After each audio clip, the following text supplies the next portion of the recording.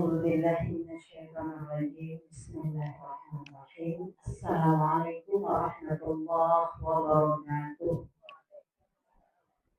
الحمد لله الذي نحمده ونستعينه ونستغفره ونعوذ بالله من شرور أنفسنا ومن سيئات أعمالنا من يهده الله فلا مضل له ومن يضلله فلا هادي له أشهد أن لا إله إلا الله وحده لا شريك له وأشهد أن محمدا عبده ورسوله لا نبي بعده رضيت بالله ربا وبالإسلام دينا وبمحمد نبيا ورسولا لا إله إلا الله الحليم الكريم لا إله إلا الله العلي العظيم لا إله إلا الله رب السماوات السبع ورب العرش الكريم لا إله إلا الله الحليم الكريم سبحان الله تبارك الله رب العرش العظيم والحمد لله رب العالمين ففهمناها سليمان وكلا آتينا حكما وعلما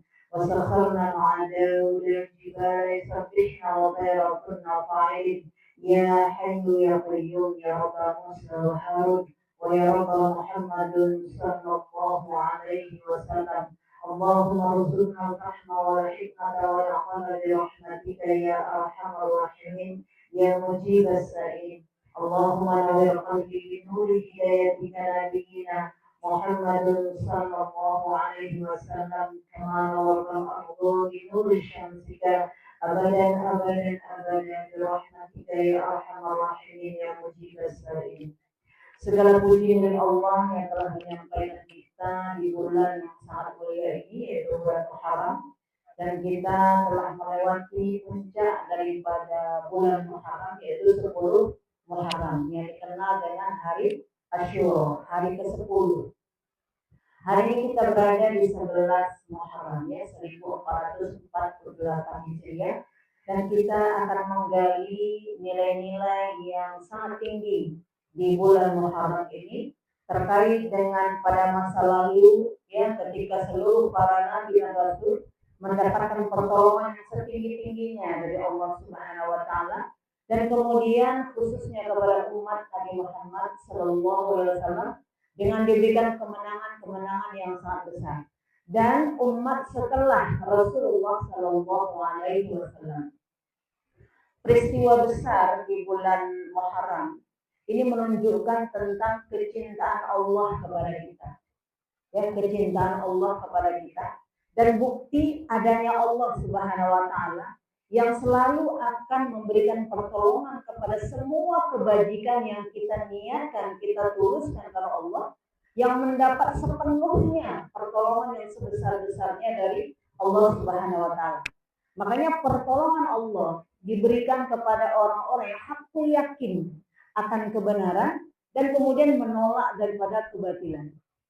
Jadi kita lihat peristiwa besar yang terjadi di 10 Muharram ini menunjukkan bahwa Allah sangat berpihak kepada orang baik, berhati baik, sekalipun dia tidak punya kuasa. Apalagi kita yang punya kuasa, ya kan? Kita yang punya kuasa. Dan kemudian Allah akan menghancurkan segala macam bentuk kebatilan. Itulah yang terjadi, kita kenal pada 10 Muharram Allah Subhanahu wa taala membenamkan Firaun laknatullah. Bersamaan dengan itu Allah menyelamatkan Nabi Musa kalamullah. Dan kemudian Allah Subhanahu wa taala memberikan pertolongan yang setinggi-tingginya kepada Nabi Nuh alaihissalam terhadap banjir bah yang begitu besar, dan kemudian tidak menyelamatkan daripada Kan'an anaknya karena tidak mau mengikuti kebenaran. Nah, ini menunjukkan fakta sejarah kepada kita bahwa siapapun yang mengikuti kebenaran insya Allah akan selalu mendapatkan pertolongan Allah Subhanahu wa taala. Wa kana bil mu'minina rahimah.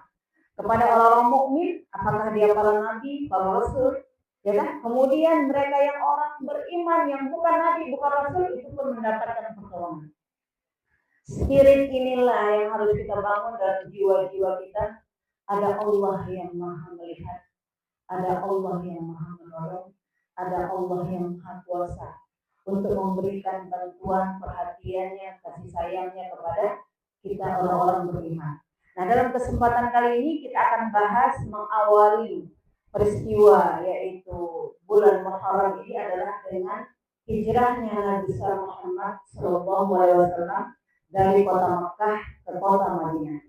Jadi substansi daripada bulan Muharram kepada umat Nabi Muhammad adalah bagaimana kita mempelajari bahwa yang pertama yang menjadi penanggalan kalender bulan Hijriah ditandai dari hijrahnya Nabi Muhammad SAW dari kota Makkah ke kota Madinah.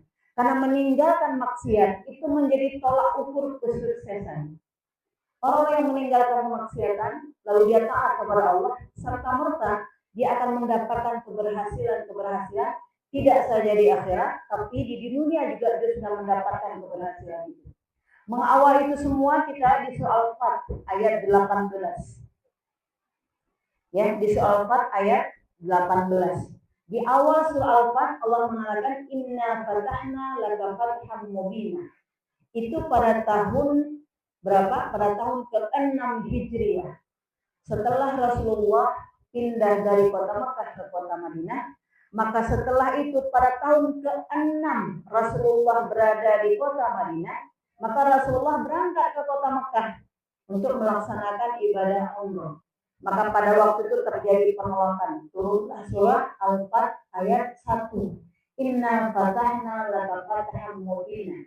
Penolakan itu menjadi awal kemenangan daripada umat Islam. Ingat kawan-kawan, kesulitan, kepayahan, ujian, derita, sebenarnya itu awal tanda kemenangan bagi kita yang mau bangkit.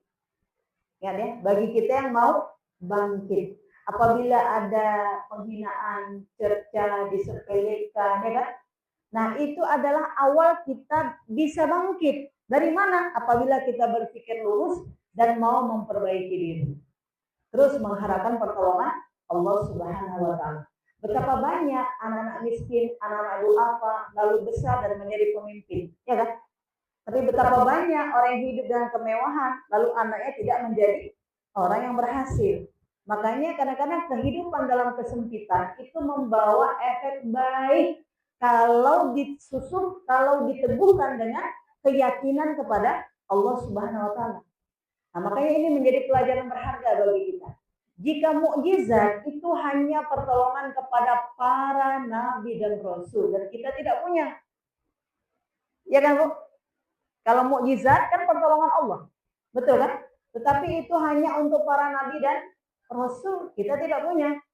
Tetapi semangat untuk bangkit semua kita punya, semua kita bisa. Dan semangat untuk bangkit itu adalah menjadi satu ketubuhan tauhid yang ada di dalam dada kita. Nah, kita lihat pada ayat ke-18 Allah Subhanahu wa taala berfirman, A'udzubillahi minasyaitonirrajim. Bismillahirrahmanirrahim. Laqad radiyallahu 'anil mu'minina idh yubayyi'unaka tahta asy-syajarah.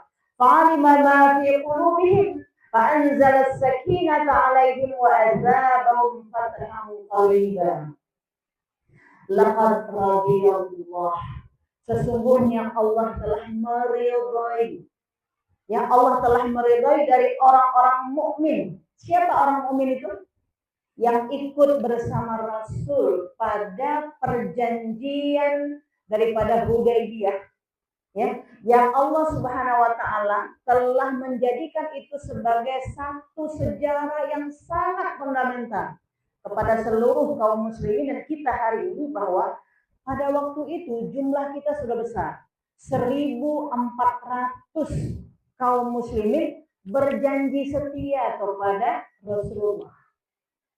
Kenapa berjanji setia? Berjanji setia ketika ditolak tidak boleh masuk ke kota Mekah. Tetapi mereka duduk bersama meminta baiat janji setia kepada Rasul. Kami tidak akan lari dari medan perang. Kami tidak akan lari dan menjauhi Rasul. Kami tetap setia kepada Rasulullah SAW. Inilah awal kesuksesan manusia. Apabila dia tetap berpegang teguh dan setia kepada pemimpinnya. apalagi pemimpinnya itu adalah Rasulullah Shallallahu Alaihi Wasallam. Dibaiat, dibuat perjanjian, dan Rasulullah memegang tangan mereka sambil mengatakan, aku berjanji setia. Jadi sahabat-sahabat itu memegang tangan Rasul sambil mengatakan, aku berjanji setia kepadamu wahai Rasulullah, tidak akan lari dari keadaan ini. Kisahnya dari mana kawan-kawan? Kisahnya itu adalah ketika mereka ditahan, tidak boleh masuk ke kota Mekah, maka Utsman bin Affan mencari tahu. Maka Utsman bin Affan menemui kaum kafir Quraisy. Lama ditunggu, Utsman nggak balik-balik. Maka muncullah berita hoax bahwa Utsman terbunuh. Nah, kalau Utsman terbunuh, kata Rasulullah, kita akan angkat pedang. Kalau betul Utsman terbunuh, karena kita tidak mencari perang. Tapi kalau mereka mengajak perang, kita siap. Bagaimana kalian semua? Siap? Kami siap. Nah, itulah terjadi perjanjian Baitur Ridwan. Ya, di bawah pohon. Kira-kira 160 km dari kota Mekah. Nanti bagi yang mau berangkat ke kota Mekah, cari. Ya, di mana Hudaybiyah itu. Ya, untuk kita tahu disitulah Baitur Ridwan.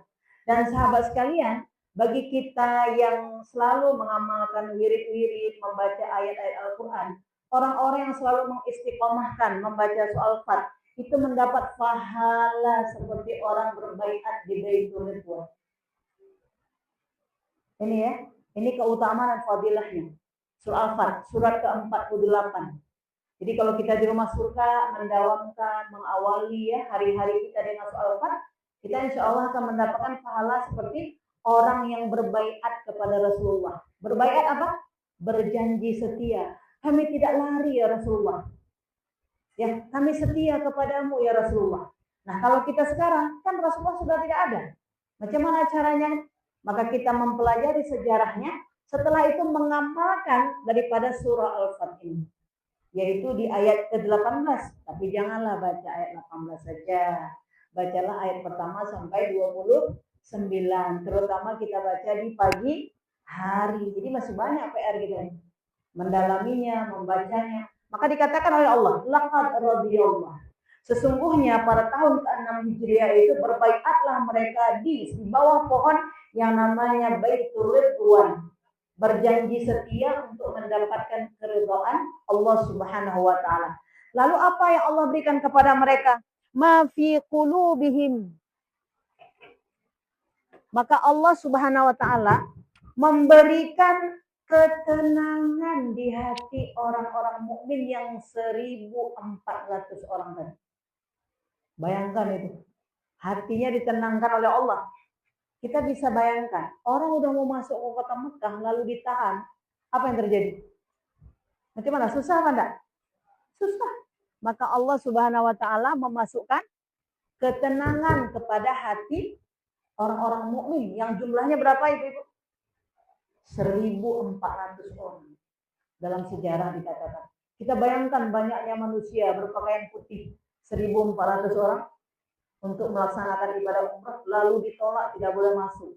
Lalu Utsman bin Affan menjumpai kaum kafir Quraisy dengan segala keperkasaannya, dengan segala jiwa keberaniannya, lama tidak balik-balik. Apa dalam pikiran kita? Kalau kita pergi ke tempat musuh, lalu kita tidak balik-balik, apa keadaan? Maka beritanya bisa jadi terbunuh. Nah, dari kisah itulah maka mereka berjanji setia. Wahai Rasulullah, kami tidak akan lari, kami setia kepadamu. Maka Rasulullah memegang tangan mereka di bawah pohon. Makanya dikatakan di sini tahta syajarah, di bawah satu pohon. Lalu Allah Subhanahu wa taala mengatakan, "Fa'alima ma fi qulubihim." Allah mengetahui hati-hati kalian semua. Maka hati-hati mereka diteguhkan oleh Allah Subhanahu wa taala dan ketulusan dari kesedihan yang dirasakan. Makanya enggak main-main nih. Orang yang suka mengamalkan ini insya Allah hati dan jiwa kita kalau ada ujian, cobaan, kepayahan, ini diteguhkan, dikuatkan oleh Allah Subhanahu wa taala. Ini adalah solusi rohani. Ya Bu ya, solusi rohani. Solusi daripada spiritual, ad-din, agama kita yang sangat benar. Dan kita bisa coba apabila ada keadaan-keadaan itu kita bisa lihat apa hasilnya. Fa'anzala sakinata 'alaihim wa atsabahum fathan qariba. Maka Allah mengatakan, sungguh pada mereka nanti Allah akan memberikan balasan fathan qariba. Apa fathan qariba? Kami dulu di Darussalam waktu masih mahasiswa, ada namanya Masjid Patung Qarib. Ada, Bu? Masjid Patung, apa artinya? Kemenangan yang dekat. Kemenangan yang dekat. Makanya orang-orang taat, orang-orang saleh, orang-orang tulus, orang-orang ikhlas, dekat sekali pertolongan Allah. Dan ini terjadi tahun ke-6 Hijriah, tahun ke-7. Kemenangan itu diberikan Allah Subhanahu wa taala. Makanya ketika mereka pulang dari penolakan ibadah haji itu, ya ibadah umroh itu, maka pada tahun ke-7 itu terjadi perang Khaybar. Perang apa? Perang Khaybar. Perang Khaybar adalah benteng kaum Yahudi yang bisa ditaklukkan oleh Nabi Muhammad SAW. Dan Nabi Muhammad langsung memimpin perang itu dibantu oleh menantunya. Makanya dari menantu yang baik kita. Ya, dibantu oleh menantunya. Siapa? Ali bin Abi Thalib. Tahun berapa perang Khaybar?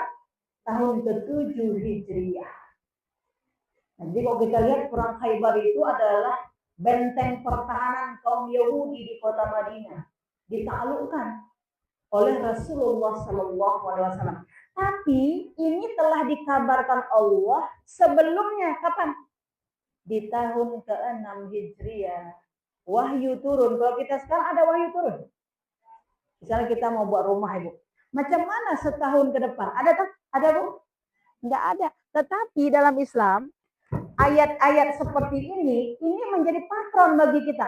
Kalau hari ini seperti ini, nanti akan seperti ini kalau sikap tingkah kamu seperti ini. Bisa ya? Maka dikatakan apa? Bacaan kita hari ini itu menentukan nasib kita 10 tahun ke depan. Apa yang kita baca hari ini? Makanya ketika anak-anak kita hari ini bisa selalu membaca komik, seperti itulah 10 tahun ke depan. Lompat-lompat aja dia ke sana kemari. Ya kan? Membaca komik misalnya, ya kan? Permainan-permainan ringan. Itu seperti itu. Duduk di warung kopi. Bagaimana ketika orang hobinya duduk di warung kopi dan tidak ada pendidikan, tidak ada yang lain, dengan hanya men-scroll misalnya HP dan seterusnya, itulah nasibnya 10 tahun yang akan datang. Dia akan digilas oleh perkembangan zaman. Maka kita lihat bahwa Allah Subhanahu wa taala mengabarkan kepada Rasulullah, laqad radhiyallahu. Aku meridai mereka yang berbaiat dan pastikan bahwa fathan qariba, dekat sekali kemenangan kalian. Betul ya Rasulullah? Iya. Dan ternyata ketika mereka pulang dari Hudaybiyah menuju kemana? Menuju ke kota Madinah dengan penuh kelapangan dada dan berharap Allah memberikan perlindungan. Dan ketika itu mereka diserang oleh orang-orang Yahudi yang ada di kota Madinah. Tetapi kemenangan itu terjadi di pihak kaum muslimin. Nah, ketika orang-orang Yahudi di kota Madinah kalah, apa yang terjadi, kawan-kawan sekalian?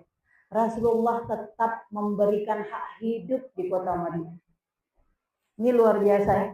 Rasulullah tetap memberikan hak hidup dan Rasulullah tetap memberikan kasih sayangnya kepada mereka. Maka sebagian besar akhirnya mereka ada yang beriman kepada Allah Subhanahu wa taala dari kelembutan dan kasih sayangnya. Lalu apa yang terjadi? Rasulullah dimenangkan lagi ketika pada tahun ke-8. Yang pada tahun ke-8 Hijriah, ketika Rasulullah telah 8 tahun di kota Madinah, 2 tahun setelah dari perjanjian Hudaybiyah itu, maka terjadilah Futuh Makkah. Barulah Rasulullah bisa masuk ke kota Makkah. Makanya surah Al-Fat itu diawali dari inna fatahna laka fatham mubina. Kemenangan yang nyata akan kau dapat wahai Rasulullah bersama umatmu. Tapi ini pun kemenangan yang nyata untuk seluruh kaum muslimin bagi yang mau membaca sejarah lalu mengambil pelajaran-pelajaran berharga. Nah, sahabat sekalian, perang Khaybar itu kemenangan yang ada di pihak Rasulullah dan kaum muslimin itu terjadi di 10 Muharram yang kita kenal dengan hari Asyura.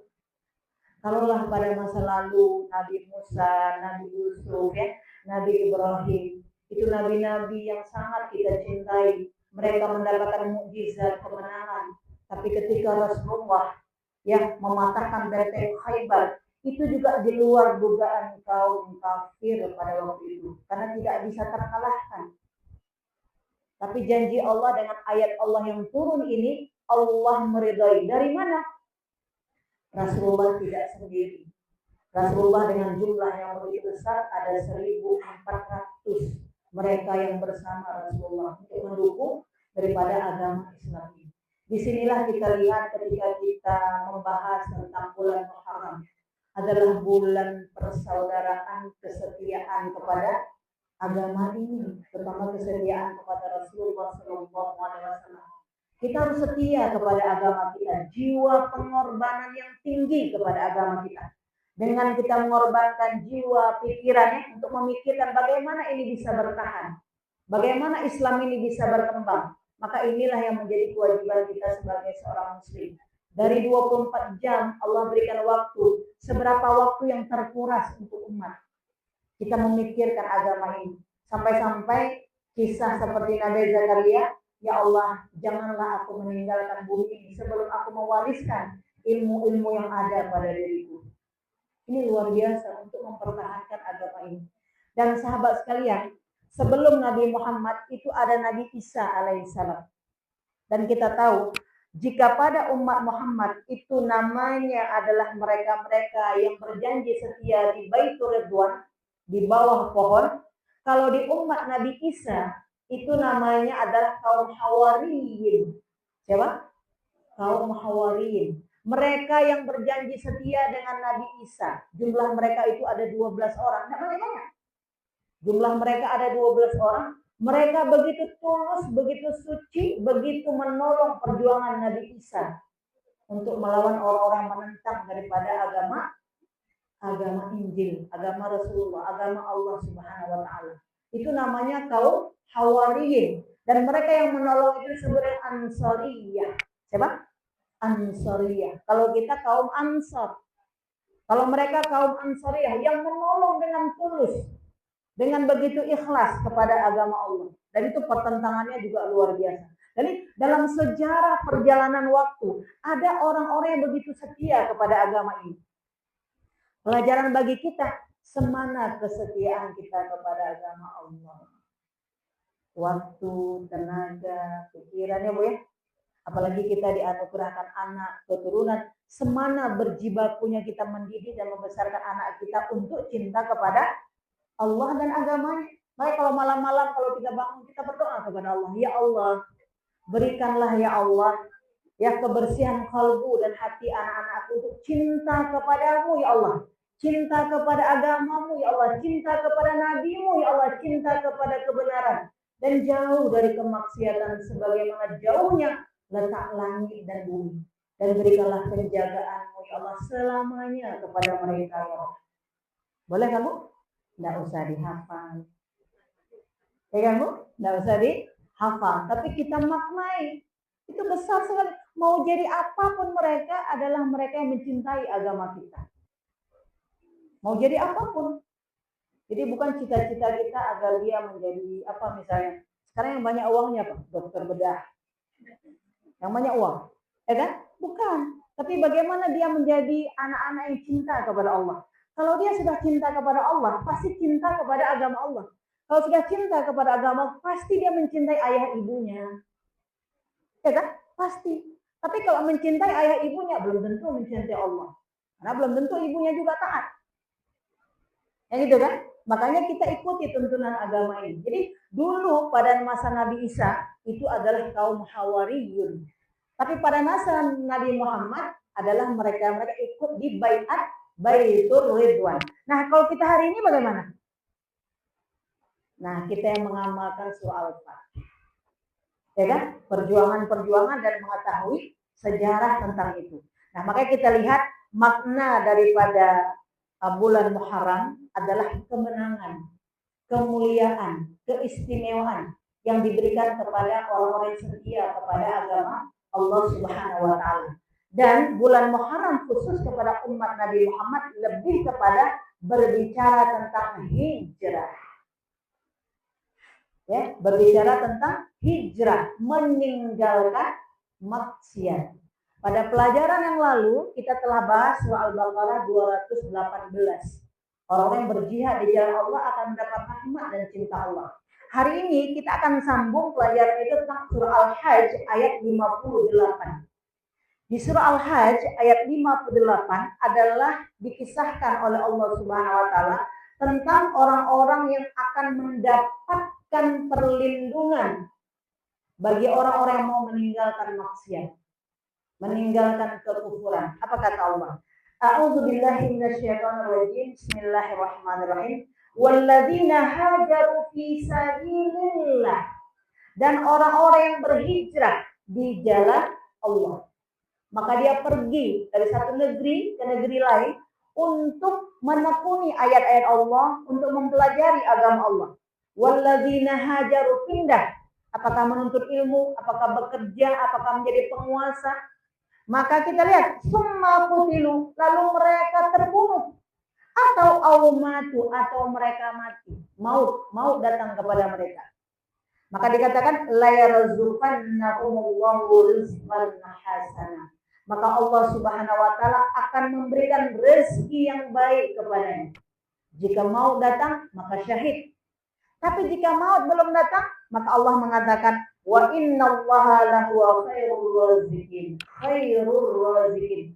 Allah lah sebaik-baik pemberi rezeki.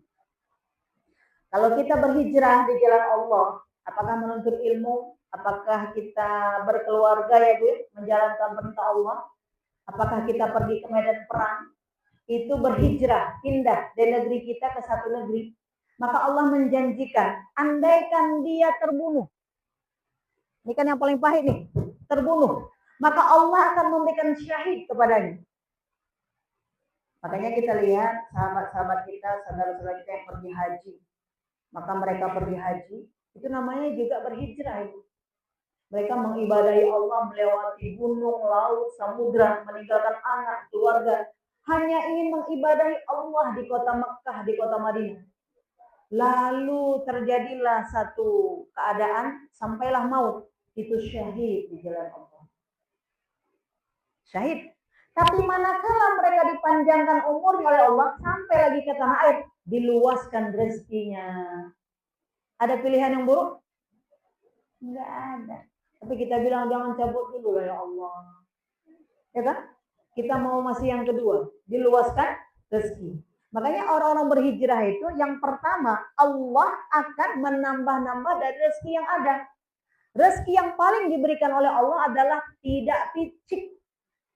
Wawasannya luas karena melewati beberapa negeri dengan budaya-budaya yang berbeda, cara berpikir yang berbeda.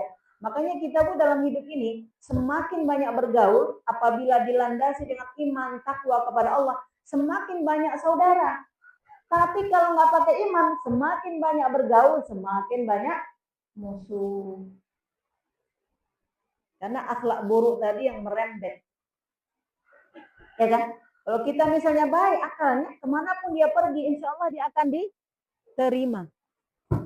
Maka ketika dia diterima, diluaskan rezekinya oleh Allah Subhanahu wa taala. Jadi kita yakin anak-anak kita yang kita tanamkan tauhid, kebaikan ya, mana tahu haknya, mana yang bukan haknya, itu luar biasa. Dia akan melewati rezeki-rezeki yang sangat luas. Bukan dia yang mencari pekerjaan yang menjemputnya untuk kehidupan dunianya. Kehidupan akhiratnya pasti. Apabila keluar dari rumahnya, jatuh dari tunggangan kudanya, syahid. Makanya passwordnya apa? Hijrah. Meninggalkan maksiat. Bukan meninggalkan ibunya.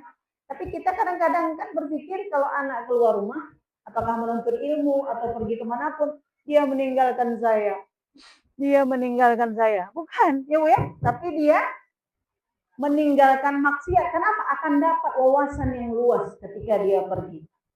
Nah, makanya berhijrah ini walladzina hajaru fi sabilillah, ingat. Walladzina hajaru fi sabilillah. Siapapun yang meninggalkan satu kota dan dia itu untuk berhijrah di jalan, tsumma qutilu, lalu dia terbunuh, au matu, maka dia meninggal dunia, sampailah waktunya, maka Allah Subhanahu wa taala mengatakan la yarzuqannahumullah. Allah memenuhkan rezekinya. Maka dikatakan orang-orang yang berada di alam barzakh, Allah cukupkan rezekinya seperti dia hidup di dunia. Makan minumnya, pakaiannya, itu dengan kebutuhan alam barzakh. Yang tidak ada kepayahan di alam barzakh. Jika waktu dia meninggal dunia itu syahid atau husnul khotimah. Jadi orang-orang yang kita sedihkan ketika yang sudah meninggal dunia, kan kita sedihkan karena tidak bersama kita lagi. Rupanya dia husnul khotimah. Dia lebih bahagia dari kita yang hidup di dunia ini. Dia lebih seperti kita. Ini kita pakaian. Kita kalau pakaian mencari pakaian dulu. Kalau makan kita mesti masak dulu. Ya kan? Kalau kita pergi seperti ini harus mempersiapkan dulu. Tapi kalau mereka kun fayakun langsung disuplai oleh Allah Subhanahu wa taala. Disuplai langsung oleh Allah Subhanahu wa taala. Makanya kehidupan akhirat itu adalah kehidupan yang paling menguntungkan bagi orang-orang yang berhijrah. Orang berhijrah jangankan dia mengamalkannya, berniat saja sudah dihitung syahid oleh Allah Subhanahu wa taala. Ini berhijrah. Nah, sekarang kita satu hijrah kemarin di hari Selasa kemarin. Apa doa-doa dan niat-niat kita? Saya mau apa, untuk apa yang kita fokuskan. Makanya di bulan Muharram lebih kepada cita-cita untuk mendapatkan sesuatu, yaitu ridho Allah, lalu mengkoreksi kesalahan-kesalahan pada masa lalu. Ya, wa kana Allahu yu'adzibahum wa anta fihim, wa kana Allahu mu'adzibahum wa hum yastaghfirun. Allah akan selalu bersama kamu jika kamu bersama Muhammad sallallahu alaihi wasallam, mengikuti petunjuk-petunjuknya, membaca sejarahnya, berselawat kepadanya. Dan Allah bersama kamu selalu kalau dalam hidup kamu salah perbaiki, salah perbaiki. Kalau kita harapkan sempurna, manalah ada? Ya kan Bu? Kita harapkan sempurna, tidak ada. Karena kesempurnaan adalah milik Allah. Tapi sambil berjalan kita menyempurnakan. Seperti ini kita berkumpul bersama, mau kita sempurnakan. Ya kan? Si Polan harus begini, si Polan harus begini. Dress code aja baju kita kadang kita umumkan aja nggak sempurna juga. Kalau kita tidak bisa menerima itu, nggak bisa kita berkawan bersama. Pakai seragam Bu, warna Tosca. Teman kita datang bawa coklat. Iya kan? Kita kan begitu kan? Kalau kita lihat, kok nggak nyambung ya? Kok nggak nyambung? Gitu kan? Dia pakai bisa jadi warna pink. Apa marah kita? Nggak perlu. Tapi sambil berjalan kita akan koreksi, pelajari ilmu warna. Ya kan? Ilmu warna. Yang Tosca yang ini, yang ini. Oh, rupanya dia belum tahu warna Tosca. Kan gitu kan, Bu? Karena dulu SD kita, zaman-zaman kita nggak ada Tosca. Yang ada hijau, kuning, kelabu. Ya kan? Merah dan biru. Tidak ada warna seperti sekarang. Salem lah, inilah, nggak ada. Jadi bagaimana? Perlu dinarasikan, perlu dijelaskan. Jadi sering kita ini salah paham karena apa? Nggak nyambung wawasannya, karena dia nggak keluar dari negerinya, nggak masuk wawasan itu. Terjadilah pertikaian, terjadilah perbedaan. Nah ini yang pertama ya. Allah Subhanahu Wa Taala mengatakan bahwa orang-orang yang beriman kepada Allah Subhanahu Wa Taala, yaitu orang yang hijrah, apabila dia terbunuh atau dia mati, Allah meluaskan rezekinya dan rezeki yang baik. Apakah dia hidup ataupun dia mau datang kepadanya. Tapi apabila dia masih diberi kehidupan, diluaskan rezekinya oleh Allah Subhanahu Wa Taala. Ini orang hijrah. Maka kita lihat dalam perjalanan sejarah, Utsman bin Affan mendapatkan kekayaan berlipat-lipat ganda ketika dia meninggalkan kota Mekah menuju kota Madinah, dan kapaknya itu dia hanya membawa kapak saja ke pasar. Ya kan Bu? Hanya membawa alat bantu saja untuk dia pergi ke pasar sehingga dia bisa berbuat. Jadi bukan diberikan harta kepadanya. Jadi ini perlu kita pahami bersama. Dan Allah mengatakan bahwa Allah lah sebaik-baik memberi rezeki. Maka keutamaan berhijrah, ini harus kita catat.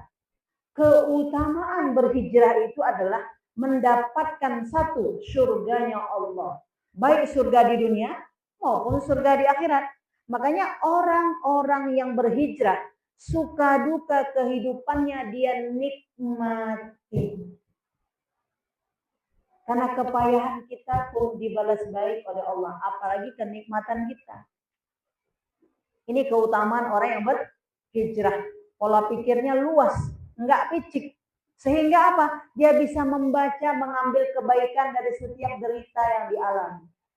Dari setiap sakit yang dia rasa, setiap sedih yang dia rasakan, dia bisa mengambil itu sehingga dia bisa menjadi lebih baik, dan lebih baik. Nah, kemudian Allah Subhanahu wa taala, keutamaan hijrah itu adalah jaminan rezeki. Apakah dia masih hidup atau dia berpulang kepada Allah Subhanahu wa taala. Kalau rezeki dunia tentunya terbatas dengan umur. Tapi rezeki dunia Bu ada namanya pahala jariah. Nah, ini harus kita ambil nih. Ini rezeki yang paling paten kalau kata orang Medan. Rezeki yang paling paten. Allah anugerahkan rezeki kepada kita, tapi rezeki itu sampai nanti yaumil mizan, sampai nanti dia masuk ke dalam surga, tidak putus-putus rezeki dunianya. Karena apa? Karena ada amal jariah yang dia tebar. Ini mudah sekali amal jariah. Kita mau pergi ngaji, kita ajak aja kawan satu. Kalau 10 udah banyak kali. Ajak aja kawan satu. Kita telepon aja dia, ayo pergi sama saya antar, saya jemput, ayo. Meninggallah kita, dia tetap ngaji Bu. Kita udah meninggal, dia tetap ngaji, kita tetap dapat pahalanya. Ini contoh satu orang. Kalau kita ajak 10 orang, kita ajak 20 orang, dan yang paling tinggi adalah Rasulullah Sallallahu Alaihi Wasallam. Ini keluasan rezeki. Ada setiap hari Bu kita bercita-cita, aku memindahkan kaki di luar sana untuk istiqomah di majlis. Ada Bu. Kita cari teman kita mana? Cari di nomor HP, mana nomor kontak yang belum saya ajak? 1, 2, 3, 4, 5. Cari. Nah, suka dukanya ada apa enggak? Ya. Kita jemput belum pun mandi dia. Bukan pakai baju, belum mandi. Kita tunggu, kita yang ngupet, kita yang nunggu dia. Enggak kelewat tuh Bu. Kelewat kan? Tapi enggak apa-apa, karena kita dapat surga seluas langit dan bumi selamanya. Tapi kalau pandangan akhirat kita enggak ada, enggak luas wawasan kita, ada pula hebat dia memang. Kan hebat aku. Ngapain pula aku? Kayak gitu kan Bu? Kan hebat kita. Kita enggak mau. Makanya kerendahan hati itu menjadi keutamaan. Dan enggak mungkin orang rendah hati kalau enggak ada iman. Hati kita bisa rendah karena pikiran kita, mata kita terus memandang, membaca, memperhatikan. Dapatlah hikmah-hikmah kepada kita. Tapi kalau hati kita tidak kita tundukkan, nggak akan dapat itu. Dari wawasan-wawasan kita. Ada orang marah, kita nggak marah. Bu ya. Jadi kebaikan, keburukan dibalas dengan kebaikan. Kalau keburukan boleh secara sama, dibalas sama. Tapi kalau kebaikan dibalas dengan yang lebih baik. Kalau keburukan minimal engkau balas sama, tidak membalas dengan yang lebih buruk. Itu adalah kaedah-kaedah orang yang sudah berhijrah di jalan Allah Subhanahu wa taala. Bagaimana ketika Nabi Musa mengatakan Allahumma lakal hamdu wa ilaikal mustaka wa antal musta'an. La haula wala quwata illa billah. Ketika sudah dekat sekali Firaun, maka dia mengatakan, "Ya Allah, segala puji bagi memberi ujian ini kepadaku ya Allah." Ini luar biasa. Nabi Musa mengatakan, "Ya Allah, aku tidak mengeluh ya Allah. Tapi aku mohon kepadamu, berilah pertolongan kepadaku." Kita gitu juga. Ya Allah, terasa ini tidak begitu mudah ya Allah. Dan aku adalah hamba yang lemah. Tapi aku mohon ya Allah, berilah solusi keadaan, kebaikan kepadaku. Karena engkau adalah zat yang maha baik ya Allah. Nah, kita bilang sama Allah, dari setiap kesulitan yang kita alami, kita katakan, bagimu tidak ada yang sulit ya Allah. Semuanya bisa menjadi mudah. Ya kan? Sepenuhnya engkau bisa menolongku, maka aku mohon kepadamu, tolonglah diriku ya Allah. Bahasa kita sendiri. Tapi dari mana itu kita dapat? Dari kita mengaji. Ya, bukan kita baca Bu, dari mengkaji, mendalami ayat-ayat Allah Subhanahu wa taala. Maka perlulah kita mencari guru yang bisa memotivasi. Karena ayat Quran ini kadang-kadang waktu kita baca belum sampai pemahaman kita seperti itu. Seperti ini ketika kita baca misalnya surah Al-Fat ayat 18. Siapa mereka di Baitur Ridwan? Oh, rupanya jumlahnya sampai 1.400 orang. Dan mereka diberi keridhaan Allah Subhanahu wa taala. Dicapai cita-citanya setahun kemudian. 2 tahun kemudian. Lalu kami bagaimana? Maka kami mengamalkan itu, ternyata kami pun mendapat keutamaan dan fadilah. Nah, makanya kalau kita lihat, ya Allah, aku maulah seperti mereka. Bagaimana? Kita umat Muhammad ringan sekali di akhir zaman. Cukup mempelajarinya, mendalaminya, tinggal apa Bu? Tinggal mengedukasi istilah orang sekarang. Tapi dulu orang tuh nggak ada contohnya Bu. Orang yang berjanji di Baitur Ridwan, nggak ada contohnya kan? Tidak ada. Dan Utsman bin Affan tidak ada yang mau pergi ke dalam Ka'bah Baitullah, ke kota Makkah, ke Masjid Haram, karena pergi sendiri, otomatis dia menghadapi musuh. Apa yang terjadi? Jadi penggal, ya kan? Nyawa taruhannya. Tapi kalau kita hari ini telah diberikan pelajaran, ini pasti Allah berikan kemenangan, pasti akan syahid. Ayat ini kan setelah peristiwa itu terjadi, kan? Ayat ini kan setelah peristiwa itu terjadi. Tapi kalau kita udah ayat duluan baru kita lakonkan. Makanya kita tinggal menduplikasi. Apa Bu? Menduplikasi. Tinggal mengedukasi. Bukan kita orang pertama. Apalagi kita yang hidup. Ini kenapa? Apalagi kita yang hidup di akhir zaman. Udah banyak contoh-contoh sebelumnya. Nah, jadi ini keutamaan pada orang-orang yang berhijrah, yaitu Allah Subhanahu wa taala akan memberikan jaminan rezeki. Dan Allah mengatakan di sini khairur raziqin. Allah sebaik-baik pemberi. Makanya begini, kalau kita punya toko, yang paling kita kejar pagi hari bukan buka toko itu. Berdoa dulu bagi untuk Allah yang memberi rezeki. Ya gitu kan? Doa dulu pagi hari, baru bukan buka toko dulu baru berdoa. Tapi kalau nggak pakai keimanan, ketakwaan kepada Allah, maka bangun tidur nggak sempat pun sholat subuh. Langsung buka toko. Kalau dia pelihara ayam, nggak sempat pun dia sholat subuh langsung kasih umpan ayam. Padahal yang menggemukkan ayam siapa? Kalau Allah mematikan, walaupun umpannya banyak, bisa nggak? Kalau kita pergi ke kebun yang membuahkan, ya kebun-kebun kita, kebun mangga, kebun segala macam, siapa yang membuahkan itu? Bukan pupuk kita. Betapa banyak orang yang pupuknya lengkap tapi enggak panen. Maka Allah dikatakan apa? Khairur raziqin. Pemberi rezeki ya. Apa ini Bu ya? Pemberi rezeki terbaik. Allah Subhanahu wa taala. Dan kita pahami itu.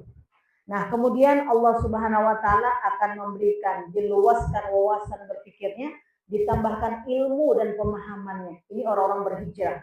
Kemudian Allah Subhanahu wa taala akan memberikan syahid jika dalam perjalanan dia berhijrah sampailah waktu atau umurnya.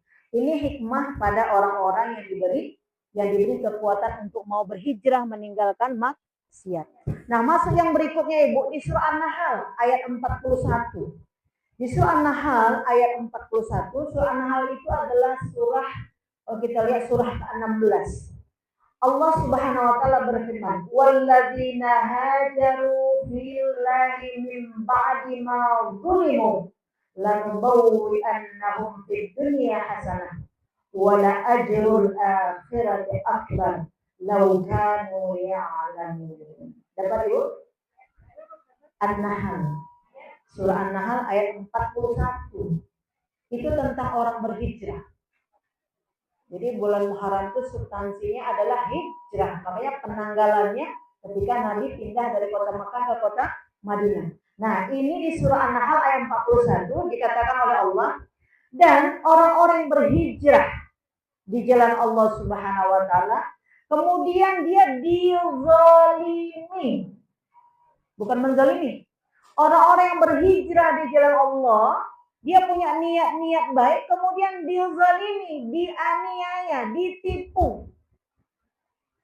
Sedih apa enggak kita? Sedih kali Bu, kalau kayak gitu nggak usah lagi lah. Kayak gitu. Itu enggak.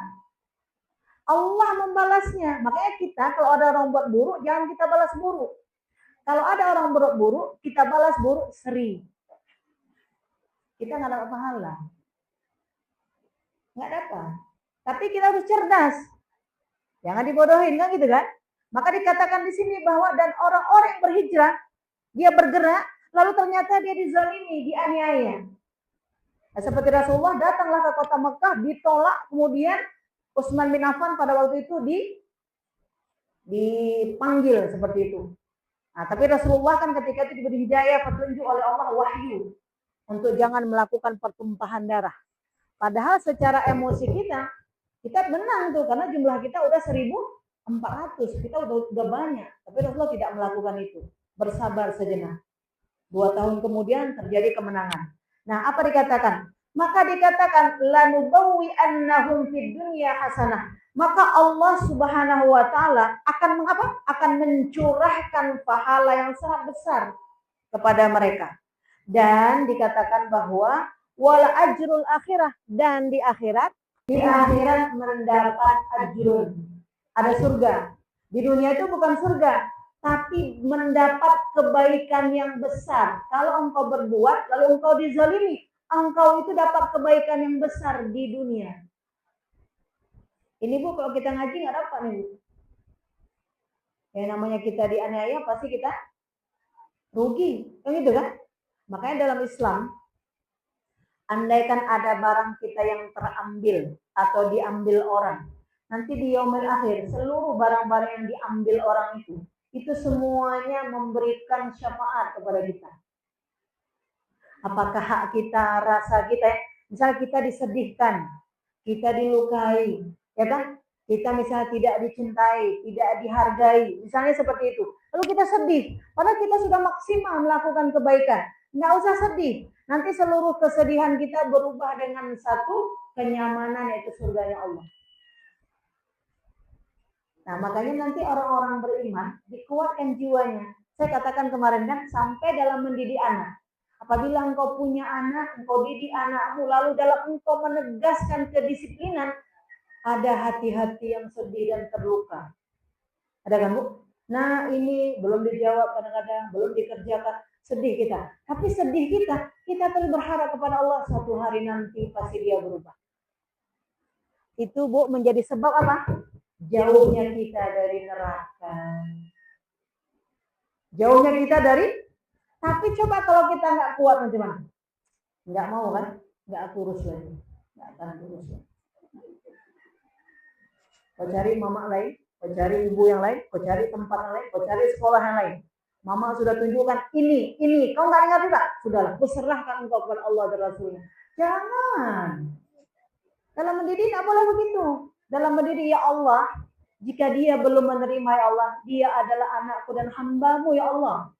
Maka engkau adalah zat yang maha baik. Berilah pertolonganmu ya Allah. Aku adalah ibunya. Jangan siksa dia ya Allah. Berikanlah kasih sayangmu untuknya ya Allah. Ini kita praktekkan hari-hari Bu. Kita nggak usah dulu ke yang lain-lain. Ke orang skup di rumah kita saja dulu. Apakah suami? Jadi kemarin sampai di satu pengajian ada seorang ibu. Terus saja bahaslah tentang bagaimana bersabar menghadapi suami. Ibu tahu dah masalahnya? Terus saja belilah satu topik tentang bagaimana menyabari seorang suami. Lalu saya katakan persoalannya apa? Kita sudah bersabar, tapi dia juga nggak berubah. Itu masalahnya. Kita selalu menganggap diri kita yang paling baik dan kita yang terbaik. Kalau kita bicara dengan suaminya, maka suaminya mengatakan, aku sudah begitu bersabar, tapi dia emang nggak berubah. Jadi siapa sebenarnya yang salah? Dua-dua salah, karena sepupu. Sepupu yang bisa meninggalkan sifat-sifat tercela itu hanya tauhid kepada Allah Subhanahu wa taala. Ya, masing-masing sadar, beristighfar, koreksi diri. Maka aku bersyukur ya Allah telah engkau pertemukan dengan pasanganku. Dari aku bertemu dengannya, maka engkau kuatkan kesabaranku. Ya kan? Maka aku bersyukur. Aku bisa bersabar dari keadaan itu. Tapi kalau tidak, enggak.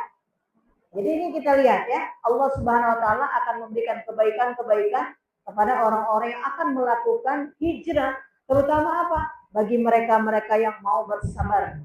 Maka dikatakan walladzina hajaru min fillahi min ba'di zulimu ma zulimu. Dan orang-orang yang berhijrah lalu setelah itu dia dizalimi, dianiaya. Contoh kita bilang siapa Bu? Yang paling kita kenal. Seperti Bilal bin Rabah. Bilal bin Rabah itu ketika mengimani asyhadu an la ilaha illallah asyhadu anna muhammadar rasulullah diseret sepanjang kota, diseret. Dia mengatakan ahad, ahad, ahad. Makanya ketika belakangnya ini melepuhlah bahasa kita ya. Tapi dia rasakan bagaimana nanti dia terhindar dari sakitnya nerakanya Allah. Maka yang ada dalam pandangannya adalah rahmat Allah, kasih sayang Allah. Itu karena kekuatan tauhid yang begitu kuat pada diri Bilal bin Rabah. Ini luar biasa. Sampai-sampai Bilal bin Rabah saking kuatnya imannya kepada Allah, dia belum masuk surga, terompahnya udah ada di dalam surga. Dia belum dalam surga, tapi terompahnya udah ada. Apa amalannya? Kita nggak usah lah kayak Bilal bin Rabah, berat kali. Tapi kita amalannya, kita kaji amalannya. Apa amalannya? Dia tidak pernah meninggalkan sholat wudhu. Ini umur kita udah berapa Bu? Umur kita udah ada yang 60, ya kan 65, 70, 75. Nah, macam mana sholat wudhu itu? Sholat wudhu pada waktu itu belum diperintahkan Rasulullah. Tapi ingat, pada waktu itu masih hidup Rasulullah. Itu adalah kudrah iradah Allah. Kalau kita jangan buat sekarang. Karena ada Rasulullah. Ya kan?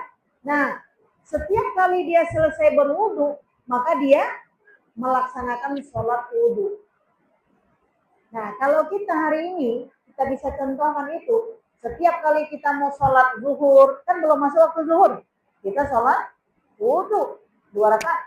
Kita sholat malam gitu juga, sholat duha. Sebelum sholat duha, kita ambil wudhu, kita sholat wudhu. Kalau itu kita rutinkan,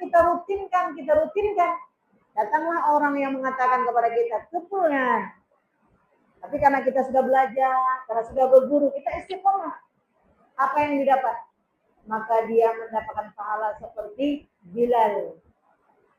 Belum kita mati, sendal kita sudah di dalam surga. Maka sendal itu mencari yang punya sendal. Jadi kita keluar ini, kita cari sendal kita sendiri. Kalau nggak diambil sama hujan, kalau nggak banjir, ya kan Bu? Kita mencari sendal kita sendiri. Nah ini, boleh hidup lampunya Bu. Dia mencari sendalnya sendiri. Nah jadi kita lihat dulu pada masa Rasulullah ada orang-orang yang teraniaya. Maka orang-orang yang teraniaya ini, pada zamannya itu selalu ada. Dan kita mungkin kalau di Indonesia kita katakan, makanya kadang-kadang orang ketika di pengadilan, ya rasa percayanya kurang bisa. Kenapa? Karena ada rasa keadilan yang tidak terpenuhi. Makanya ada hari kiamat itu. Ini hati-hati kita nih ya. Kita udah berbuat baik kadang, tapi tidak dihargai. Itu nanti dibalas sama Allah semuanya. Jadi kalau sedih, sekedarnya saja. Sedih boleh apa enggak? Boleh, sekedarnya saja. Contoh kita nih hujan. Kita buat kenduri, hujan lebat. Kita undang misalnya berapa? 2.000 tamu, 1.000 tamu. Yang datang 500 orang. Ya kan? Maka Allah menghitung yang 1.000 itu sedekah kita, Bu. Kita udah memberi makan minum kepada mereka walaupun mereka tidak hadir. Tapi ingat, kalau kita bersabar. Kalau nggak sabar kita susah mana? Susah. Nah kita susah mana? Susah juga, tapi tidak susah-susah kali. Hanya sekedar numpang lewat. Jadi sedih, susah, marah itu fitrah. Tapi hanya numpang lewat, tidak boleh bermukim. Tidak boleh dalam diri kita.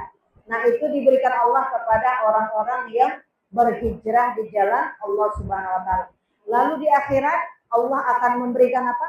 Allah akan memberikan yaitu akbar, yaitu ajrun akbar, itu adalah pahala yang sangat besar. Yaitu surga orang-orang yang berteguh hati kepada Islam, kepada agama ini. Nah, kita lihat di ayat ini adalah ayat tentang hijrah. Dan di dalam Islam, di dalam Al-Quran, Allah menceritakan tentang hijrah, mengutarakan tentang hijrah sampai 31 kali. Kata-kata hijrah. Ya, kata-kata hijrah itu sampai 31 kali. Pada pelajaran kemarin kita masih ingat di surah An-Nisa ayat 100. Itu juga tentang berhijrah. Nah, makanya bulan Muharram adalah bulan Allah Subhanahu wa taala ketika yauma khalaqas samawati wal ardh, ketika menciptakan langit dan bumi, Allah telah menciptakan waktu. Itulah bulan. Nah, dari masing-masing bulan itu diambil bulan-bulan istimewa. Maka bulan istimewa termasuklah bulan Muharram yang sedang kita jalani. Tapi puncaknya sudah berlalu. Kapan? 10 Muharram. Nah, 10 Muharram kejadian istimewa sejak dari dulu sampai dengan di akhir zaman. Sampai syahidnya daripada Husain itu juga terjadi 10 Muharram. Setelah kapan, Bu? 60 daripada tahun hijrahnya Rasulullah SAW. 60 Hijriah. Itu Husain cucu Rasulullah. Jadi banyak orang-orang yang diselamatkan ketika 10 Muharram. Makanya ketika kita mempelajari kemarin itu, kita di 10 Muharram itu hati, pikiran, waktu kita, tenaga kita kerahkan untuk terus bermunajat kepada Allah SWT dan bergerak apapun kebaikannya. Makanya apa amal-amal di 10 Muharram? Di 10 Muharram itu bertobat. Bertobat. Ya Allah, jika aku salah, ya Allah, beri aku waktu. Ya, jika aku salah, beri aku waktu. Kalau kita sudah berbuat baik, kita katakan, ya Allah, istiqomahkan aku di jalan, ya Allah. Istiqomahkan aku di jalan. Nah, ini adalah dua hal yang beriringan berjalan. Mengaku salah, kemudian memperbaiki diri. Kemudian apa? Melapangkan rezeki orang-orang terdekat kita. Kalau kaya lagi kita, melapangkan banyak orang. Makanya kaum muslimin dengan dimasuki daripada pernik-pernik budaya, itulah muncul bubur Asyura. Ya, Ben? Bubur Asyura itu bukan syariat, Bu. Asyuranya syariat, buburnya enggak syariat. Itu budaya. Artinya boleh di 10 Muharram tidak masak bubur Asyura. Tapi apabila kita memasaknya dengan niat menggandengkan dengan sunnah Rasul, apa itu? Lambang membagi-bagikan makanan. Nah, seperti hari ini kita masak bubur Asyura. Karena kita kemarin kan nggak berkumpul ya. Maka niatnya apa? Kita niatnya adalah membagi orang-orang terdekat kita, kemudian membagi juga kita katakan anak yatim, maka kita mendapatkan pahala. Karena barang siapa yang melapangkan rezeki orang-orang terkasihnya, ya kan, orang-orang yang dekat dengannya, orang-orang yang membutuhkan, 1 tahun penuh itu Allah melapangkan rezekinya. Maka siapakah orang yang harus kita lapangkan? 1, ibumu. Ini udah lewat kemarin ya. Jadi kalau misalnya kita kemarin apa yang kita kerjakan? Bisa jadi dalam dunia kekinian mentransfer uang kepada ibu kita. Kalau ibu kita jauh, kalau ibu kita dekat, memberikan pakaian untuknya, memberikan bubur Asyura. Tapi kalau ibu kita di Jakarta, macam mana kirim bubur Asyura? Ya kan?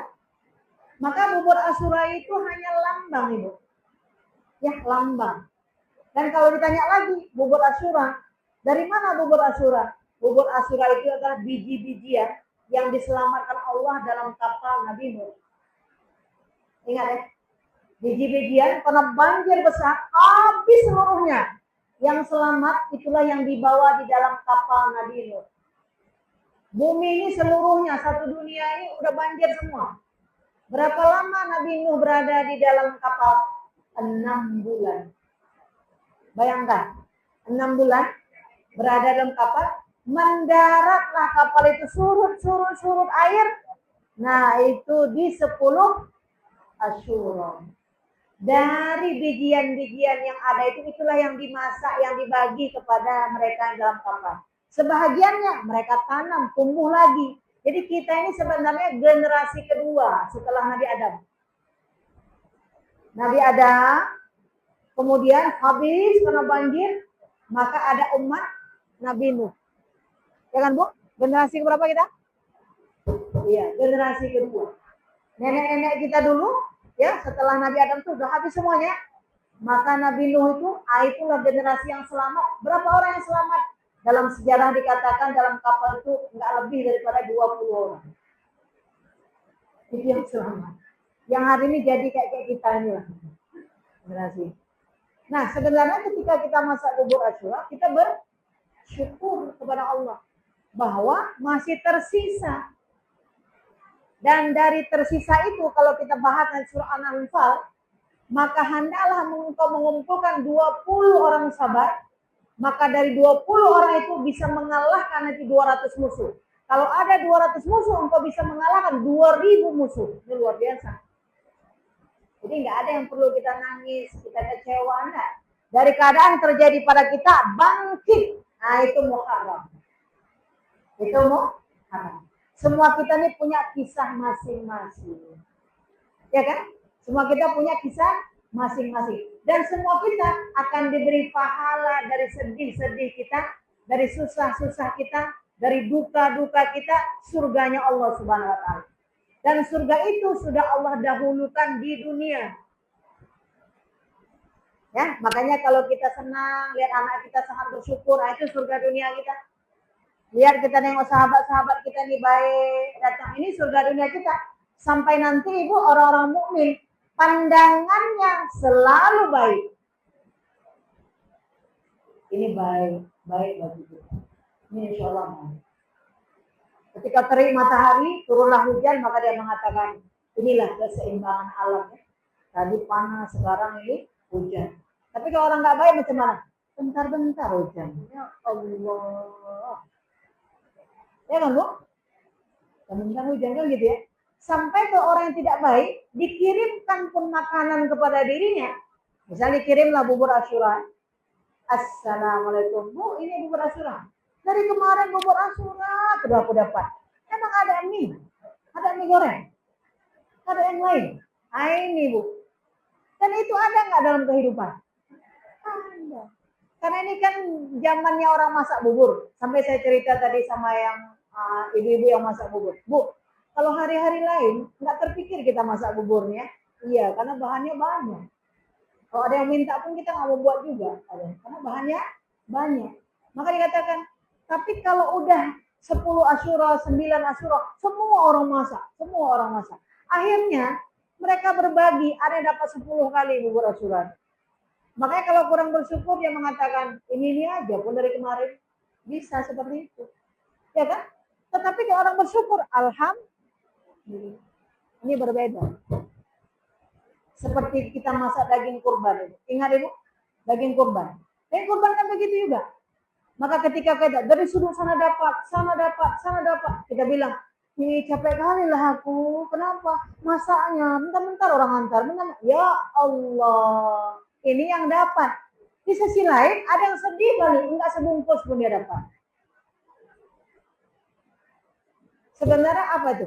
Keadaan atau kalbu? Lebih kepada kalbu yang tidak bersyukur apabila diberi nikmat, dan kalbu yang tidak bisa menerjemahkan apabila dia tidak dapat. Ya kan? Tapi kalau orang berhijrah terima bagaimana? Nggak dapat dia. Masih banyak orang perlu lagi yang lain. Masih banyak orang yang butuh. Misalnya kita nggak dapat daging korban, masih banyak yang butuh lah. Masih banyak orang lain yang perlu lagi. Makanya dia tidak dapat. Ya kan? Mungkin yang diberikan kategori orang fakir, orang miskin. Ya kan? Jadi kita tidak dapat misalnya. Maka kita tetap bersyukur kepada Allah Subhanahu wa taala. Nah, makanya kita bisa melihat peristiwa yang terjadi di bulan Muharram itu Allah Subhanahu wa taala ingin membuat kita itu lebih dekat dengan Allah Subhanahu wa taala. Suasana batin orang-orang yang berhijrah itu berbeda. Ingat Ibu, suasana batiniyah Rasulullah. Rasulullah merasa begitu sangat tenang ketika Rasulullah berada di dalam gua Sur. Berbeda dengan batin Abu Bakar. Ini mau kita lihat nih, batin Abu Bakar. Abu Bakar kan sangat beriman kepada Allah. Setelah Rasulullah langsung Abu Bakar. Jika ditimbang iman Abu Bakar dengan kita sampai di akhir zaman, masih lebih tinggi iman Abu Bakar. Abu Bakar ketika musuh-musuh datang mau membunuh ketika Rasulullah ingin berhijrah, maka Abu Bakar itu susah. Maka kata Rasulullah, wala tahzan. Jangan engkau bersedih wahai Abu Bakar, Allah bersama kita. Pada saat hukum manusiawinya orang bersedih, Rasulullah nggak sedih. Dan ini titisan daripada akhlak Rasul ini akan ada pada orang-orang mukmin. Pada saat orang dapat, dia nggak dapat, dia nggak ada masalah. Pada saat orang diundang, dia nggak diundang, nggak ada masalah juga. Pada saat orang memuji, kalau dia juga tidak dipuji, nggak ada masalah juga. Ya kan, Bu? Tapi dalam kehidupan kita kan realitanya nggak seperti itu. Bahkan kita bilang, saja memang diundang saya saja, tapi diundangnya waktu ketemu itulah pas papasan ketemu baru diundang. Sepertinya emang nggak sengaja ngundang. Nambah lagi pikiran buruk ini. Ya kan? Ada kan keadaan seperti itu? Tapi tidak di tempat ini.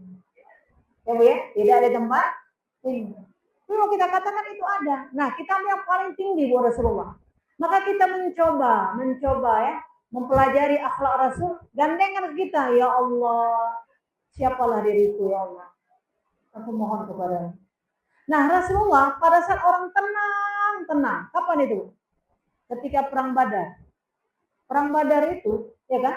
Kaum kafir Quraisy karena saking geramnya, ya kan, bencinya terhadap perkembangan Islam, dikejar kaum muslimin sampai ke kota Madinah. Ketika Rasulullah sudah melewati kota Mekah, masuklah ke kota Madinah, udah tahun kedua. Jadi perang Badar itu adalah tahun kedua Hijriah, tahun kedua ketika sampai di kota Madinah. Maka Abu Jahal mengejar Rasulullah sampai ke kota Madinah. Untuk apa? Untuk memerangi kaum muslimin dan Rasulullah. Makanya perang Badar itu langsung dipimpin oleh kaum musyrikin, langsung dipimpin oleh Abu Jahal, kaum muslimin langsung dipimpin oleh Rasulullah. Saking susahnya Rasulullah kepada agama ini, maka Rasulullah mengatakan, ya Allah, jika engkau tidak menangkan perang Badar ini, tidak ada lagi nanti Allah yang akan menyembahmu karena semuanya telah menjadi kafir atau maut datang. Maka aku mohon kepadamu ya Allah, menangkanlah perang Badar ini. Ingat Ibu, susahnya Rasul bukan karena ekonomi. Susahnya Rasul bukan karena nggak ada pakaian. Susahnya Rasul bukan karena nggak ada makan. Tapi susahnya Rasul karena apabila agama ini tidak didengar lagi, tidak diikuti lagi. Nah, rasa ini Bu ada sama kita nih. Makanya orang yang duduk bersama, menguatkan agama Allah, mencintai agama Allah, meninggalkan maksiat, duduk bersama bagaimana maksiat itu bisa hilang. Nah, itu adalah orang-orang terbaik di masanya. Kita hanya bisa mencontohkan itu. Nah, makanya nanti keutamaan orang-orang yang ikut pada perang Badar, andaikan pun dia berdosa, diampuni oleh Allah. Karena apa? Karena istimewanya mau ikut sama Rasul. Nah, baru setelah itu nanti ikut bersama Rasul, ikut ya, bertambah.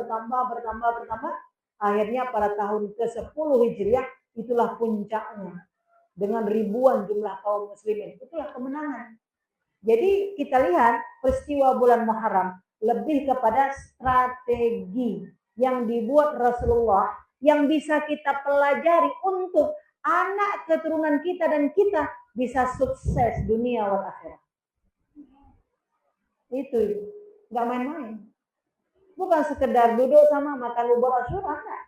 Mempelajari trik-trik, cara-cara, teknik-teknik agar bisa diterima di masyarakat. Coba bayangkan Bu, kita misalnya seperti di perkampungan inilah. Kita lewat. Macam mana adabnya biar disenangi orang kampung? Kalau lewat, turunkanlah kaca mobil kita. Turunkan. Assalamualaikum. Atau tin. Bisa. Tapi kalau lewat saja. Kata orang kampung, ada batu lempar. Lewat jalan tuh tengok pun enggak kiri kanan. Nah, jadi kawan-kawan ya, kalau lewat di kampung nih, ada orang jalan, buka kacanya, buka. Di Quran nggak ada itu. Tapi apa? Saripatinya ada.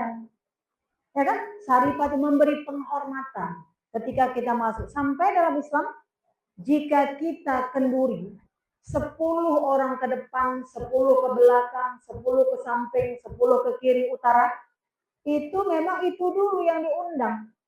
Baru orang luar. Jadi saja kok nggak ngundang di balai ini bukan undangan, ini ngaji. Tidak pakai undangan, siapa saja boleh. Betul nggak Bu? Makanya kita kan setiap kali acara kan tidak mengundang, mengajak, memang ngaji. Boleh datang, boleh bawa, boleh.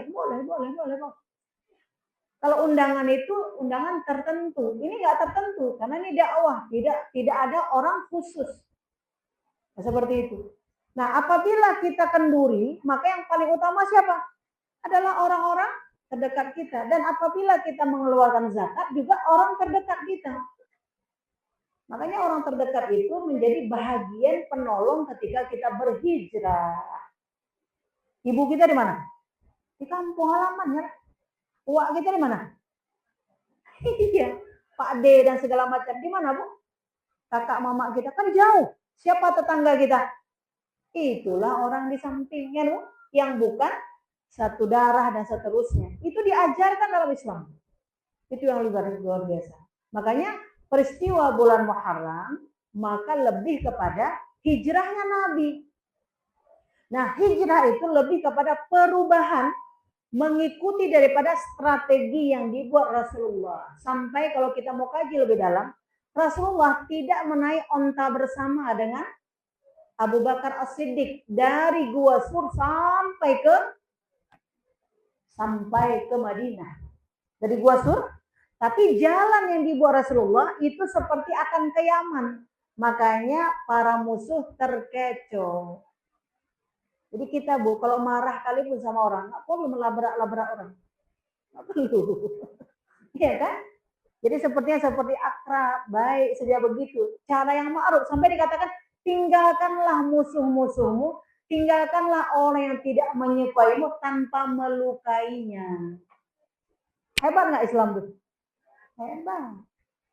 Maka kita bangga menjadi kaum muslimin dan bangga sekali punya Rasulullah Shallallahu Alaihi Wasallam. Strateginya luar biasa. Nah, Rasulullah sampai strateginya untuk menang macam mana? Rasulullah itu naik 2 onta. Onta pertama untuk Abu Bakar, onta kedua untuk Rasulullah. Maka ketika ada yang bertanya, memata-matai bertanya, itu siapa? Itu dialah yang menunjukkan jalan kepada kebenaran. Itulah yang menunjukkan jalanku. Maka berpikir, oh rupanya dia adalah gaibnya. Padahal itulah Muhammad. Itulah Rasulullah. Tapi pada siapa dia? Dia adalah Muhammad. Langsung ditebas. Tapi kan Abu Bakar pintar kan? Tapi pintarnya Abu Bakar itu strategi dari siapa? Maka ketika Abu Bakar ingin mengatakan, wahai Rasulullah, naiklah engkau di belakangku. Tidak, aku naik ontaku sendiri. Kalau kita macam mana Bu? Bonceng yuk, aku bonceng aja lah, jangan mau mobil sendiri. Nggak enak mau mobil sendiri. Kita lebih enak mana? Nebeng sama kawan. Nggak apa-apa ya kita. Tapi Rasulullah dia bawa sendiri. Dan saya katakan sama kita, siapa di antara kita yang suka kalau berjalan, kita yang nyupir atau kita yang duduk di samping? Yang enak kita duduk di samping lah, kita bisa. Padahal yang nyupir itu yang paling gede pahala. Ya kan? Bonceng aku lah. Yang paling nyupir, yang paling gede pahala. Yang di belakang kan duduk saja begini. Ya kan? Duduk belakang. Mau naik kendaraan roda 2 kah? Roda 3 kah? Kita selalu yang enak ya. Duduk. Tapi ingat Rasulullah. Rasulullah dia membawa sendiri. Atau Rasulullah itu pemimpin. Ini luar biasa. Nah makanya Rasulullah ketika ditanya dalam perjalanan oleh musuh-musuh yang memata-matai, siapa dia? Dia adalah menunjukkan aku jalan. Kata Abu Bakar. Nah bagi mereka yang namanya menunjukkan jalan, itulah guide kalau istilah sekarang. Tour leader yang menunjukkan. Padahal dia adalah Muhammad Rasulullah. Tapi coba kalau lugu. Lugu macam mana? Siapa dia? Dialah Muhammad yang dicari-cari kaum kafir. Tebas terus. Nah jadi kita jadi sahabat jangan lugu-lugu kali. Ya Bu, kita pun jadi istri jangan lugu-lugu kali, harus cerdas. Sakinah, tajam. Tajam memandang. Ini orang suka apa nggak suka? Kalau orang nggak suka, jangan datang ke situ. Maka dikatakan dalam kaidah berteman, jika tidak diundang, jangan datang. Jika tidak disukai, engkau jangan mendekati. Nggak disukai, ngapain mendekati? Tapi kalau diundang, datanglah. Begitu kan, Bu? Kalau dipercaya, maka lakukanlah. Kalau tidak dipercaya, jangan minta. Karena orang nggak suka. Ya kan, Bu? Kalau kita minta nih, kenapa aku nggak diundang? Undanglah. Waktu diundang nggak datang juga dia. Ini kaedah-kaedah dalam yang sudah diterapkan oleh Rasulullah Sallallahu Alaihi Wasallam. Dan Rasulullah ketika pindah dari kota Mekah ke kota Madinah tidak mencari hotel, tidak mencari tempat tinggal, tapi mengumpulkan orang langsung buat masjid tempat berkumpul. Kalau kita kira-kira kemana? Kalau kita jemput tamu, apa yang kita kasih dulu? Makan. Ya kan? Di mana makan? Di mana makan? Bukan di mana enaknya kita diskusi. Enggak gitu kita. Di mana cari makan. Nah Rasulullah ketika pindah itu, apa yang pertama? Mana tempat berkumpul. Makanya itulah Masjid Kuba. Dan Masjid Kuba itu, Bu, itu adalah tempat berkumpul, kemudian tempat mengolah hati kaum muslimin terhadap rindunya untuk melaksanakan ibadah umrah. Karena banyak yang datang dari kota Mekah. Mereka bisa tawaf sekapan suka mereka. Tapi ketika berada di kota Madinah itu tidak bisa dilakukan lagi. Makanya orang yang mensucikan diri, mengambil air wudhu, kemudian masuk ke Masjid Kuba, setara seperti pahala umrah.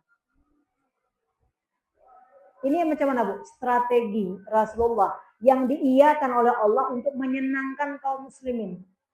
Makanya dalam hidup ini menyenangkan kawan-kawan kita, menyenangkan ibu kita, anak, suami, itu menjadi kewajiban. Ingat, Bu? Menjadi kewajiban. Ibu pulang dari sini, ibu tengok apa, ada orang jualan atau apa, ibu ingat suami ibu. Oh dia suka kali makan ini. Ibu belikan. Bang tadi tengok kami beli, kami ini. Belikan. Kasih. Senang apa enggak? Suami gitu juga. Ditengok, oh ini istri saya suka. Beli, ini khusus beli untuk istrinya. Itu menjadi pertautan hati. Dan kita dengan teman-teman kita lebarkan juga. Kita lebarkan, ya. Memberikan kebaikan-kebaikan. Makanya tempat berkumpul yang bisa mendekatkan diri kepada Allah itu adalah proses hijrah. Jadi proses hijrah. Nah, dari item-item yang sudah kita sampaikan tadi, bahwa ketika di bulan Muharram, sampai-sampai Allah mengatakan, siapapun yang melakukan amal puasa di 10 Muharram, karena mengharapkan ridha Allah Subhanahu wa Ta'ala, maka Allah akan menghapus dosa kecilnya setahun belakang. Dosa kecil. Kalau dosa besar, Ibu, sebagian orang kadang sepele nih. Kalau dosa besar, orang-orang mukmin mana lagi buat dosa besar? Ada membunuh? Enggak. Menggibah ada apa enggak? Ada. Memfitnah ada apa enggak? Makanya al-fitnah itu asyaddu minal qatl. Fitnah itu lebih kejam daripada pembunuhan. Membunuh nggak mau, fitnah mau. Padahal yang sering dilakukan adalah fitnah, bunuh nggak lagi. Bunuh dulu kaum-kaum kita bilang masa-masa ini ya, dalam hutan ya, orang membunuh segala macam. Jiwa-jiwa yang keras sekali. Tapi orang-orang udah sholat, udah puasa, udah ngaji, mana ada membunuh. Tapi kalau ada apa enggak? Nah, dosa-dosa itu 10 Muharram kemarin dihapuskan oleh Allah Subhanahu wa Ta'ala. Nah, kita pahami, Bu. Ini dasar berpikirnya. Jika dosa-dosa kecil melalui wasilah puasa Asyura dihapuskan oleh Allah, itu menjadi tanda dosa kecil saja tidak dia lakukan, apalagi dosa besar. Jadi kita kalau sudah selamat dari dosa kecil, jangankan dosa kecil, maka dosa besar tidak akan mungkin dilakukan lagi. Makanya orang-orang yang masuk ke dalam lubuk hati yang paling dalam ketika puasa Asyura, insya Allah dijaga oleh Allah. Bukan karena kekuatan dirinya, tapi karena rahmat 10 Asyura, Allah ingin membebaskan semua manusia dengan kasih sayangnya sesuai dengan keadaan kita masing-masing. Jadi kita nanti selalu menebarkan perdamaian, kebaikan. Kalau orang udah nggak bisa diajarkan lagi, ya udah bukan kita ini, tapi dijauhkan dengan cara apa? Yang ma'ruf. Dijauhkan dengan cara yang ma'ruf. Nah, ini akhlak-akhlak. Makanya di bulan Muharram, puncaknya yang kemarin 10 Muharram, itu adalah strategi Rasulullah untuk menang dalam dakwah ini. Untuk menang dalam, dan kita pun dakwah kita ini masing-masing, ada dalam keluarga, ada di kantor, ada di rumah, ya kan Bu, ada di kampung. Maka kita lihat orang-orang bijak itu selalu disukai. Dan yang paling bijak itu adalah Rasulullah. Sampai pernah satu kali Rasulullah ketika sholat berjamaah ada seorang yang mulutnya masih bau. Maka dikatakan hendaklah berwudu. Hendaklah berwudu. Karena kalau berwudu itu berkumur-kumur. Tapi Rasulullah tidak menunjuk kenapa engkau bau sekali mulut. Enggak. Tapi kira-kira dalam kehidupan kita banyak nggak orang yang tersinggung ketika menyampaikan yang mungkar? Banyak yang tersinggung. Makanya ada bahasa begini. Sebenarnya Ustazah saya mau dengar, tapi dia caranya nggak enak kali caranya. Caranya yang nggak enak kali. Yang dia sampaikan itu yang benar, tapi cuma caranya. Nah orang bijak nanti nggak begitu dia. Maka dia akan mengambil ibrah. Maksud dia itu bagus. Ya, tapi caranya saja. Maksud dia itu bagus. Ah itu kalau kita yang udah dapat keselamatan. Tapi bagi yang tidak dapat keselamatan, sebenarnya aku mau dengar. Tapi kalau caranya bagus. Kalau cara kayak gitu nggak akan. Nah, gitu ya. Ini macam-macam kehidupan ini. Nah, makanya kita lihat di dalam hidup ini, peristiwa Muharram ini peristiwa besar. Dan kita berharap kepada Allah dari ayat-ayat yang telah kita baca tadi ya. Nah, ini menunjukkan yang pertama tadi adalah soal Al-Fat ayat 18. Allah meridhoi orang-orang yang ketika dia berbaiat dengan Rasulullah. Ini kita ambil dulu yang paling pertama. Dimanapun kita berada, berkumpullah kepada orang saleh yang menguatkan jiwa kita. Apabila berkumpul, jangan jauh-jauh lagi. Karena itu sudah dalam keridhaan Allah Subhanahu wa taala. Nah, kita lihat Ibu, sampai di sini ada beberapa tempat miqat yang kadang-kadang kita juga kenal. Nah, dalam perjanjian Hudaybiyah itu, di Hudaybiyah itu sekarang menjadi tempat miqat kaum muslimin di kota Mekah. Jadi ada Karnul Manazil, ada Hudaybiyah, ada Tan'im, ada Ji'rana. Itu adalah 4 tempat di kota Mekah. Dan di sanalah dulu ketika Rasulullah di Hudaybiyah, di bawah pohon di kampung Hudaybiyah itulah Rasulullah melakukan bai'at Ridwan. Makanya mana tahu nanti kita insya Allah diizinkan Allah pergi ke Tanah Suci, tempat-tempat itu kita cari. Karena itulah batas halal, batas tanah haram. Kita cari, lalu kita ngapak tilas kembali. Ya Allah, sebagaimana dulu ada sahabat-sahabat yang berjanji dengan Rasulullah, maka golongkanlah aku ya Allah yang juga berjanji setia datang dari negeri yang paling jauh untuk juga berbaiat kepadamu ya Rasulullah. Nah kalau kita belum sampai ke sana, kita baca ayat-ayat ini. Maka ketika kita baca soal Fat ayat 18 ini, kita berdoa kepada Allah. Ya Allah, masukkanlah aku termasuk orang yang setia kepada Allah dan Rasul. Tapi kalau kita nggak baca pun sejarahnya bagaimana? Lewat aja ayat itu. Lewat aja, lewat. Nah itu. Nah ini ya Bu ya. Jadi sampai ini nanti menjadi tempat apa? Tempat miqat. Orang untuk mengambil haji atau mengambil umroh. Di mana? Di Hudaybiyah. Satu lagi di mana? Di Karnul Manazil. Satu lagi di mana? Yang paling kita kenal adalah di Ji'rana. Kemudian satu lagi adalah di Tan'im. Masjidnya Aisyah. Masjid Aisyah. Mungkin kita sudah sangat populer ya. Masjid Aisyah. Jadi tempat orang mengambil amal suci, yaitu mengambil niat untuk berhaji atau berumroh. Jadi ini menjadi sejarah.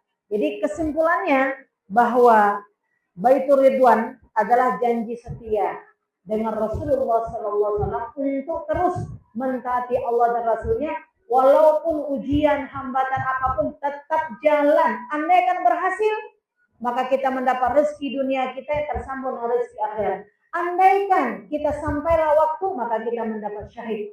Jadi tidak ada pilihan kecuali kelebihan dan keutamaan. Dan kita berharap Kita yang duduk di sini Bu ya, seluruhnya menjadi orang-orang yang setia kepada Allah dan Rasul-Nya.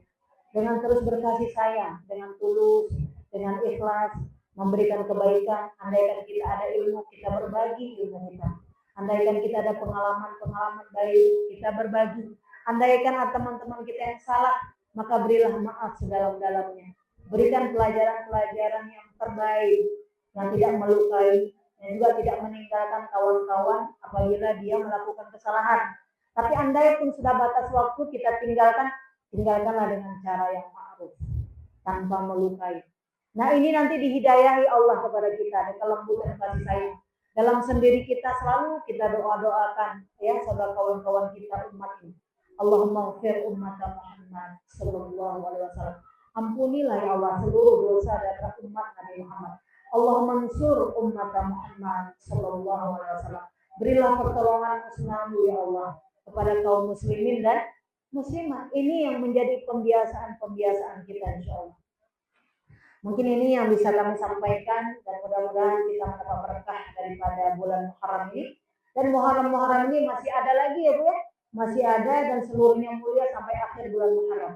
Marilah kita meningkatkan amal soleh, kebaikan-kebaikan, memperbanyak taubat, dan kemudian mari kita buat gerakan-gerakan yang membawa kemaslahatan untuk umat. Ya, yang menambah wawasan, menambah ketaatan, ketakwaan. Jadi ide-ide berlian Bu harus kita miliki untuk berkumpul bersama teman untuk lebih bertakwa kepada Allah Subhanahu wa taala. Mungkin ini yang bisa kami sampaikan, mudah-mudahan bermanfaat. Subhanallahumma wa bihamdika asyhadu an la ilaha illa anta astaghfiruka wa atubu ilaik. Assalamualaikum warahmatullahi wabarakatuh.